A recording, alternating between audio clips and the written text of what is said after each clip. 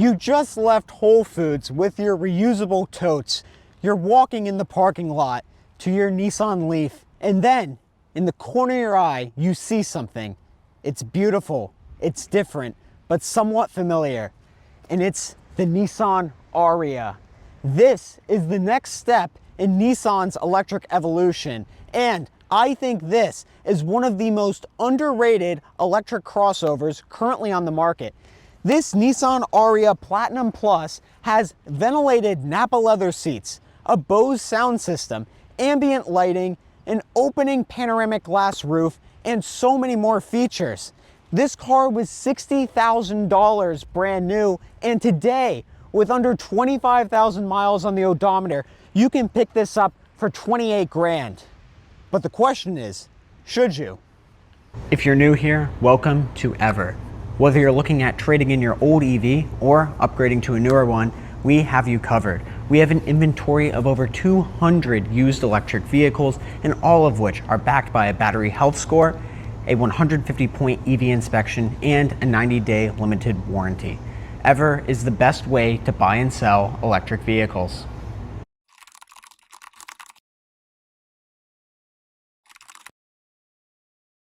So, if this is one of your first times hearing about the Nissan ARIYA, I'm not surprised, because Nissan never really sold a ton of these, and it's a little unfortunate because this is actually a very good car. Now, I think the issue is the Nissan ARIYA is just very expensive brand new. In fact, this Platinum Plus right here had an MSRP of over $60,000. That's pretty insane considering you could get a nice Tesla Model Y for around $45,000. And there's several trim levels of the ARIYA. So first you have the Engage. That's the base model. It comes with a 63 kilowatt hour lithium ion battery, liquid cooled unlike the Nissan Leaf, and a front wheel drive powertrain. It makes around 215 horsepower and its range is about 215 as well. It's not that notable.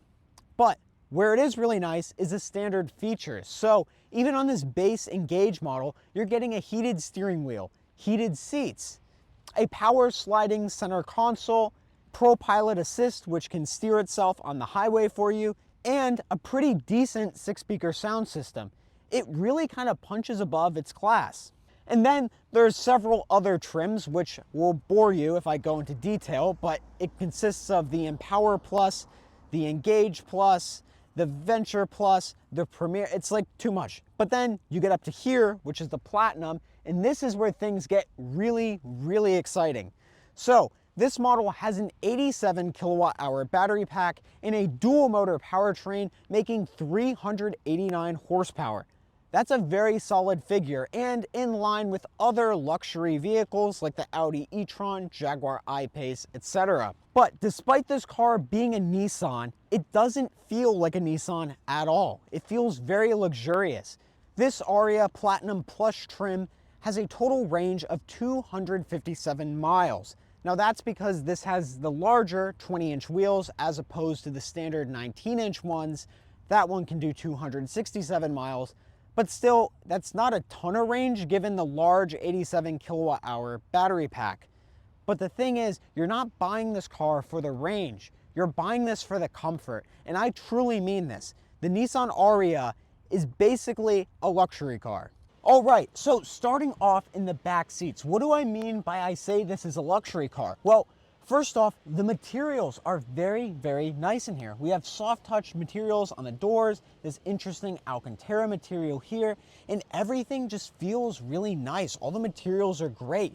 Even going onto the seat, there's no plastic on the back of the seat at all. We have this nice, seemingly recycled material here, and Nappa leather seats. This leather material is probably one of the nicest feeling seats I've ever sat in a while, and that's saying a lot. I've even recently driven the Porsche Taycan, and I can't say the leather felt as nice as it does in here. Sitting in the back seat, you also have a nice view of this panoramic glass roof, which just really helps making this cabin feel airy. And if you've noticed this, you're not wrong. These seats are actually blue, and that's because the Platinum Plus trim comes with blue leather seats. That's really weird. And when I say it, I truly mean it. These seats are so soft. This is really high quality leather, and it's crazy that you can get this in a car for less than $30,000 and fewer than 2 years old. That's crazy. In the back row of the Nissan ARIYA, you're also treated to heated rear seats, and unlike some other vehicles like the VinFast VF8 and Tesla Model Y, you can press the rear heated seat buttons from here. So you can be in control of the temperature of your seats. You don't have to ask anyone up front to do it for you. I like that independence. You also get AC vents back here, and overall, this interior is just really nice to be in. I have a lot of legroom as well, and as you all know, I'm 6'7", so this is great. This is a really nice interior. I'm honestly surprised this isn't an Infiniti. It's very nice back here. And the front seats get even better. Now, first off, for some reason, we have memory passenger seats. I don't know why that's a thing, but apparently Nissan wants everyone to be comfortable, which I respect. But when you're up here, you get ventilated driver and passenger seats. That's very nice. And you have this awesome center console right here. Once again, this is wrapped in this nice Napa leather, and you have this cool wood pattern here. What's really awesome is that this center console is actually power sliding. So there's a small button around the driver's side, and you can move this console forward and backwards. It's really unique. There's also haptic buttons in here. So if you want to change your drive mode, you press here, and you have a nice haptic feedback that you'll see there. What's even weirder is a table. I know what you're asking, where is the table? Well, it pops out. So you press this open button here, and we get a table with storage. So you can push this back. You can put some secret items in there and close it. And we have this additional area. This is honestly such a unique interior. And not only is all this different, so you won't get this interior in any other Nissan product. It's all bespoke. It's just everything feels so nice. I mean, look at this. We have Alcantara material here, wood here. We have soft touch. Well, actually, just kidding. That's plastic. But we have Alcantara. Point stands. This interior is pretty nice. And it gets better when you're in the driver's seat. So you close the door, you have a pretty solid thud, and you can turn it on by putting your foot on the brake and pressing this power button. And the car will fire to life. And when you're in the cabin, you have a nice leather wrapped steering wheel that is heated, by the way, and 2 displays. So we have our driver display right here in front of us, heads up display right above, and our center infotainment screen right there. Now, if you want to change the climate controls, we actually have sort of button slash touchscreen illuminated icons here. So if we want to increase the fan speed, we press here. And if we want to change the temperature, we press there. This is a little avant-garde, but it kind of works decently well. Now, what's interesting is this is not pressure sensitive. So I can press as lightly as I want, and I feel that haptic feedback, so no pressure at all. But then these buttons down here, you actually have to apply some pressure. So that's weird. And what's also interesting in this interior is the rear view mirror. So we start off here. It looks like a traditional rear view mirror. But if you notice, it's a little small back there. The window is not, there's not a giant opening back there. So you press this little button back here, and now we have a digital rear view mirror. This is really nice, especially if you have stuff in the back and you want to see around it. Now, going to the infotainment screen, we have wireless CarPlay and Android Auto in here, which is really nice. And we have a built-in map here. Now, this map, as we know, with a lot of legacy automaker vehicles, isn't going to be the most advanced, but let's say we want to make a road trip. And I guess, as I just said that, we see right here on this infotainment display, it's suggesting us to go to the nearest gas station, which doesn't make a lot of sense in an EV, but I digress.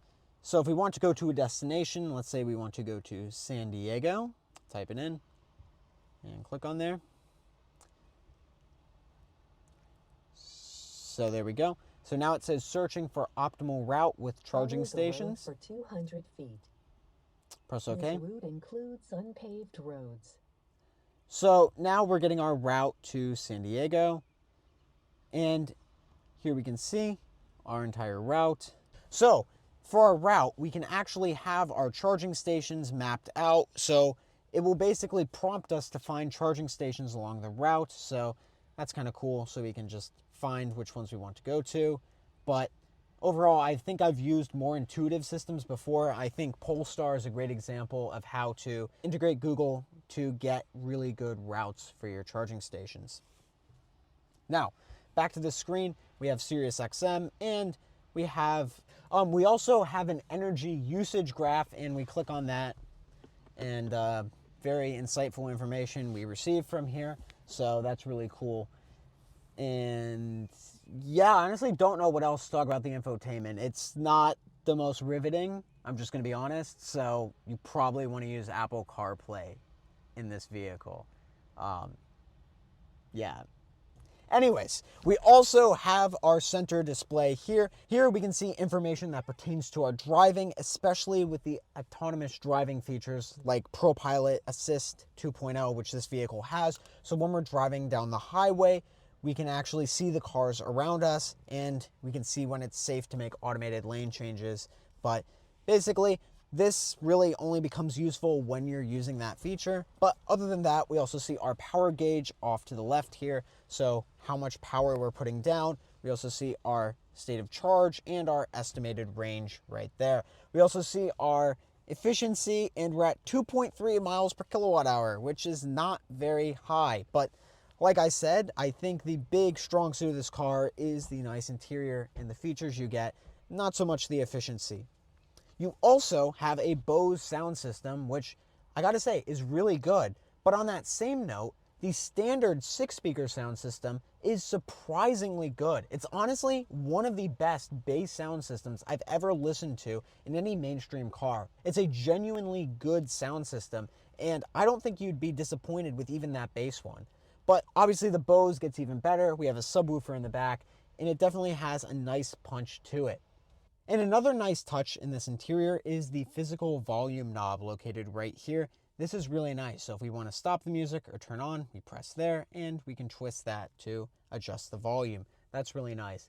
And my favorite feature to wrap up this interior review is the ambient lighting. So we have ambient lighting around here in the doors. It's a little dim, so you can't see it that well.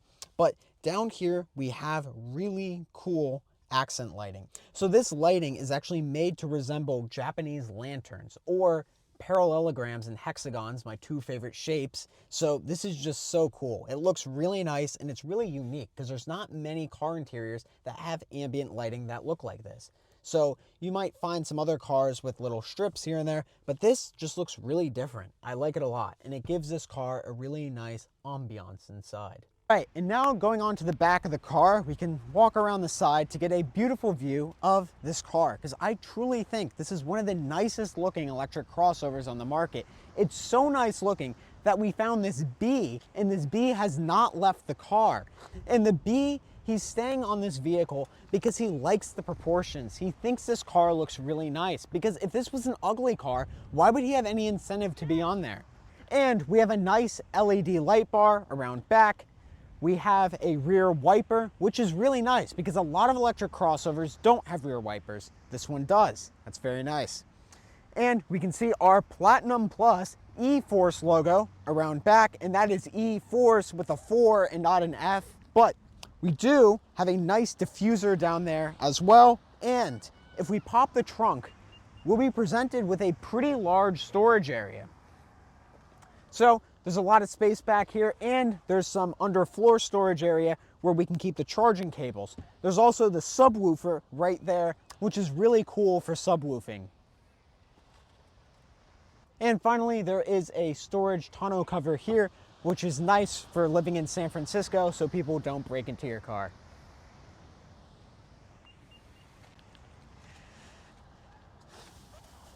Boom. And now on to charging. The Nissan ARIYA actually does quite well in the charging experience.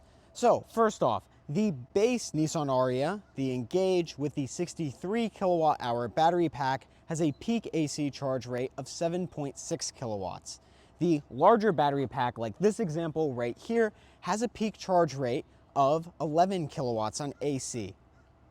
However, both their DC peak charging rates are exactly the same at 130 kilowatts. In fact, we've been charging here for about 15 minutes and we've already added over 40% battery. That's not bad at all.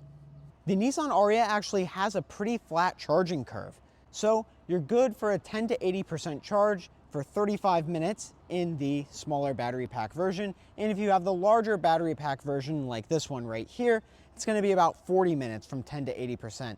Now, these charging times aren't incredibly revolutionary, but it is pretty good. This is gonna be a little bit better than some other options on the market like the Mustang Mach-E extended range. All right, now we're on to the driving portion of the Nissan ARIYA Platinum Plus E-Force with a 4 instead of an F. As for the driving experience, it's honestly, if you like EVs, say you're coming from a Tesla, Mach-E, you're kind of into those more performance-oriented EVs, you're probably not going to be enamored with this driving experience. It's a little vague. It's just overall, it's a little flaccid, I'd like to say. And I'm with my friend Eddie here, and you're driving it right now. What are your overall thoughts? I guess maybe we could start off with like steering feel. Definitely not as direct as you would think, like an expensive car like this is, but I think they tuned it to the point where it's very comfortable for everyday driving. It's definitely not a sporty feel or like exciting as, you know, as we would like. Yeah. But yeah. No, I totally agree, because I think if you want a nice driving electric crossover, this is really good. Like, this drives very well. If you're coming from even like a Lexus RX 350, you're going to be very impressed with this car. It's incredibly quiet inside.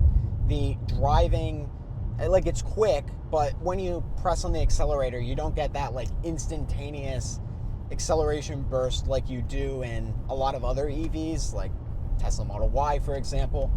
But in here, it's just a very relaxed experience. And so even when you're flooring it and eventually you're getting up to that peak of 389 horsepower, it's calm inside the interior. And I think for someone who's not, if you're coming from a gas car and you just want a nice driving vehicle, you're gonna have no complaints. And I think you will actually really love the driving experience in here. Would you agree? Yeah, I think we were talking about it earlier, how it doesn't have that punch when you accelerate, but I do think if you're coming from gas car, you'll have plenty of, you know, power, plenty of torque, getting onto on-ramps and stuff. I don't think there'll be any issues.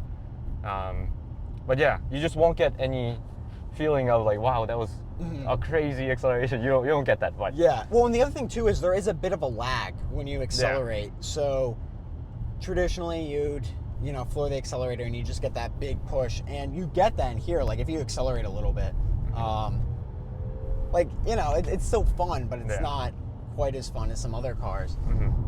But it's a very comfortable ride where all the bumps feel very smooth in the car. Like Andrew mentioned, it's really quiet. So yeah, for an everyday driving car, I think this is a great choice. And I like the styling too, so that's an extra point.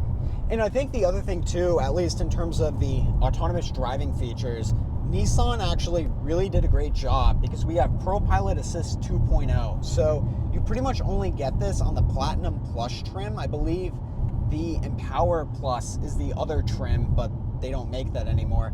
So for now, if you were buying new, Platinum Plus, and I really recommend the Platinum Plus because of all the nice amenities you get in here.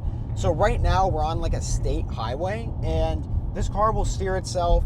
It's basically very similar to what Tesla Autopilot is, Ford Copilot 360, etc. All those features. It's steering us on the highway and keeping us a safe distance from the vehicle ahead. So adaptive cruise control and lane centering.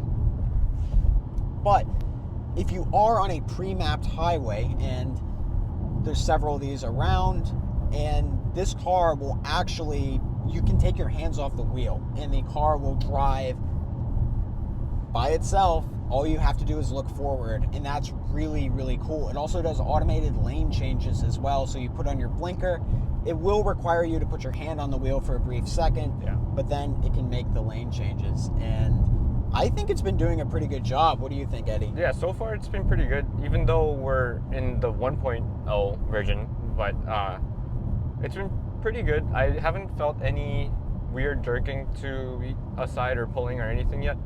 Let's see what it does here. Okay, just now it actually deactivated itself. The lane Interesting. split into 2 lanes, and it just turned off the driving assistance. So yeah, that was interesting. But once you're in like a steady state, I think it's a pretty good system where you're able to kind of relax, you know. But One thing about the Nissan ARIYA that is a little interesting is the fact that there is no true one-pedal driving. So the Nissan Leaf actually has this. It has full one-pedal driving, which is really nice as an option. But in the Nissan ARIYA, we do have a mode called E-Step, and you turn that on. There's also a mode called B mode, so you have drive and then B, and that also increases the regen. But basically E-Step will make this car feel like it has one pedal driving up until around 5 miles per hour. And once you get there, the car will not come to a complete stop. So in conclusion, the Nissan ARIYA is not the most fun electric car to drive.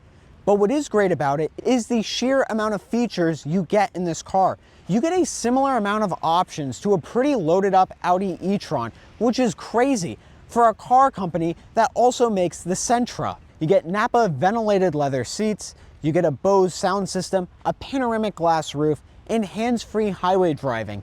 Keep in mind, this is coming from the exact same company that sells Nissan Altimas to Alamo that you can rent for $40 a day. But if you're considering a Nissan ARIYA, I highly recommend it. I think the ARIYA is truly one of the best electric crossovers you can find used. Sure, it may not charge as fast as an Ioniq 5 or accelerate as quickly as a Tesla Model Y, but what it does do is give you a nice driving experience. It's a comfortable car to drive, and it's very familiar. It's not going to be too overwhelming. It's just, frankly, a good car. That's what Nissan intended to do, and I think they nailed that. But if you're looking at a Nissan ARIYA, I highly recommend to find a Platinum Plus like this exact one right here.